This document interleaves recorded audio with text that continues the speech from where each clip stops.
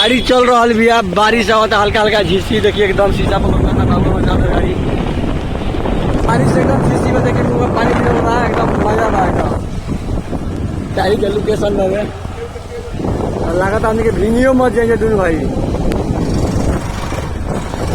के तारी बाजार से गाँव चल रही जा, और फिर इतना तेज बारिश होता भइल बा, देखिए थे इतना तेज बारिश होता है कि रितेश बाबू हमारा से पहले चल रहा तो उनका बाइक होने लागल भी है, तो लड़का के देखनी तो हमू कहने कि खाली कोठरी बा में डायरेक्ट है, तो बाइक अपनो लगाओ, सोनू से बाइक लगनी है। तो रितेश भाई हमारा खड़ा बना है समय। कितना तेज बारिश हो?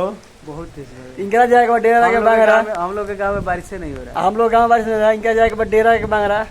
आज हम बानी सोनू बाबू है तो बने, त्रिलोकी बना, इहो लो दोनों भाई वालो, हमनियो के दोनों भाई बानी जा संगे एक एक गाड़ी पर। त्रिलोकी बने, ओकरा बाद से रितेश भाई बने, दोनों भाई, सोनू बाबू आ हम बनी जा। लेकिन सारा सामान है जो भींगे तो बा, हमनी के बचा के जा खड़ा बनी जा। ठीक बा, बारिश होके बिया पड़ल बा कुली ना, बिया जेती हुई तो फिर केंगे धान की खेती हुई का होगा खाई जाई। बरसों भगवान कस बरसों, आधा घंटा लेट जाइए। देखिए लोग कितना तेज बारिश हो रहा बा, पूरा तेज, बिया में पानी लग गई बा, और घर पर हम आ गए बनी, देखिए पूरा भींग गई बानी, पूरा हम भींग गई बानी। तारी से चल रही है तो हमने के मजिलसा में लुका नहीं जा, तो मजिलसा से लुका के चलनी है जा, तो पहरी बारिश आ गई, पहरी से हमने के भींगते आ, देखिए पूरा भींग गई बानी शरीर पूरा।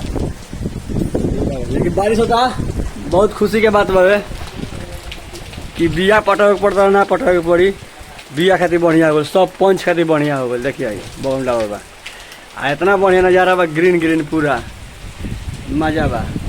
चल तनी बारिश में नहाए जा, नहाइला के मजा ले कि दिन से। हर हर महादेव।